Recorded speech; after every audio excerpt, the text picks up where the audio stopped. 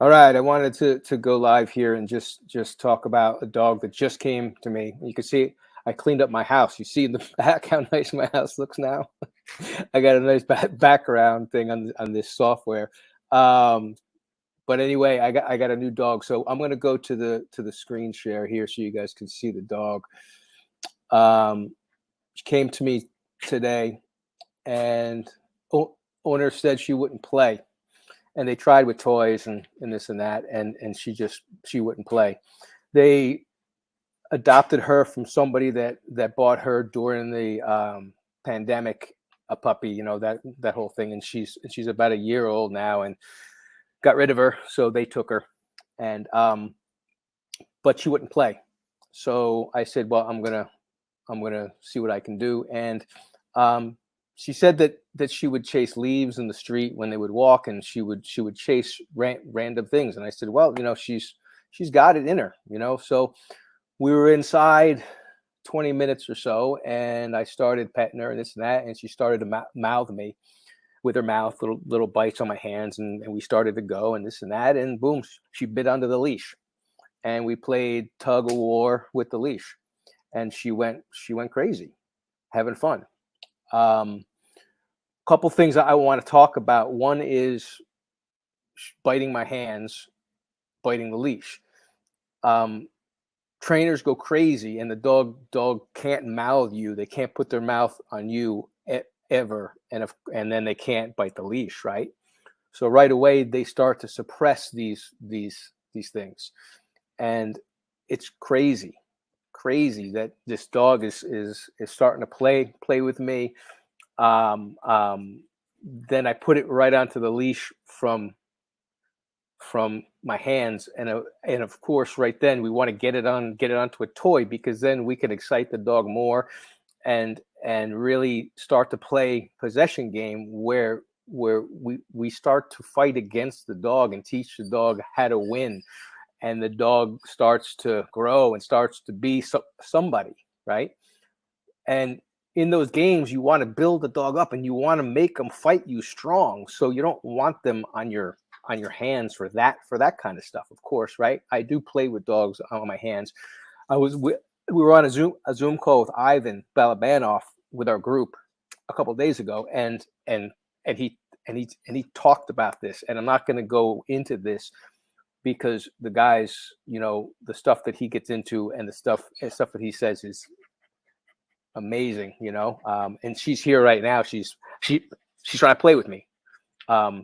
So anyway, this fear of having a dog bite the leash too, right? It's this thing that right away you got to stop that, right? Or it's going to get out of control and this and that. Well, I don't understand if you know how to train dogs, why you would be afraid of a dog biting a leash.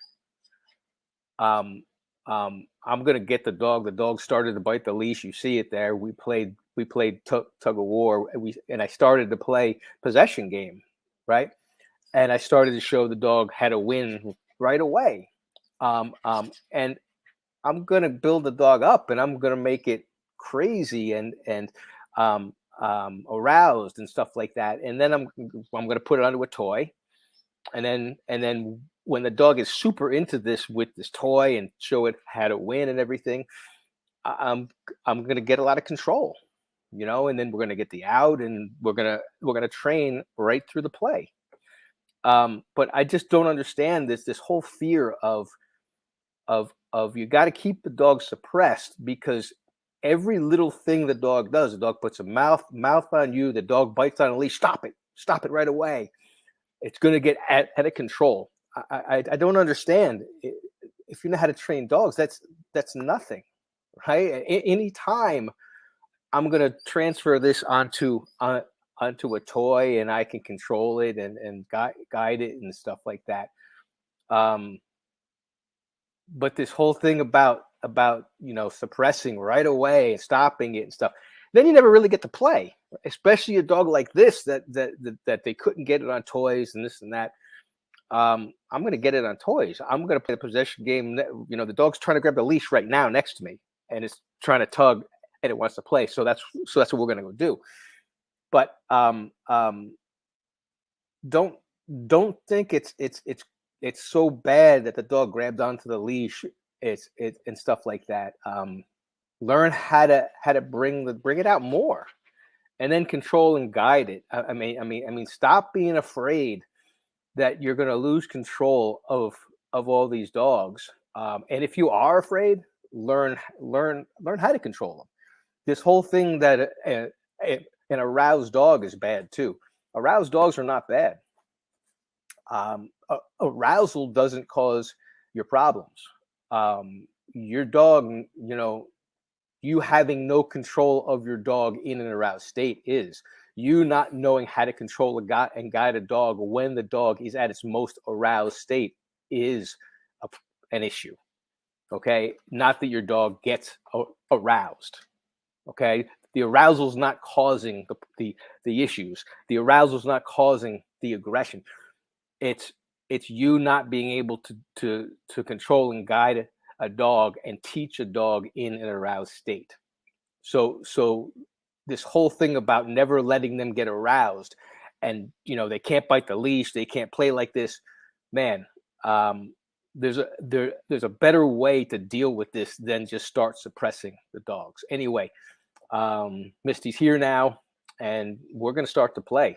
And it's going to be super, super cool. And I'm not concerned she's biting the leash and yanking me and this and that. We're going to control and guide it, and it's going to be fun. Over and out.